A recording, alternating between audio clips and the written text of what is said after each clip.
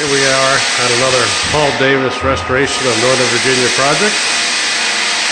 Today we have hardwood floors being sanded, getting ready to be refinished and redone. Let's take a quick look around.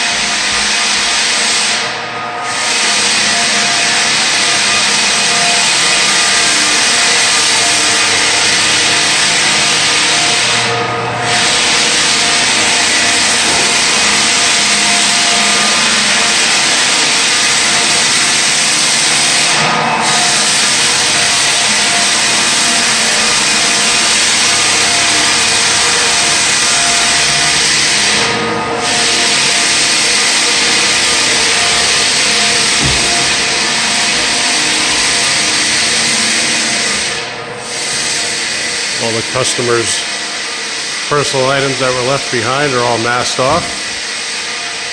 Rather large bookcase.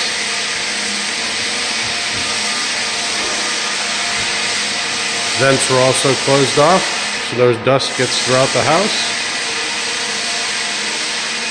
And this is a rather large project. A lot of flooring in here. Hardwood floors that are going to be sanded, finished. It's going to look brand new again, and we'll be back for a finished project.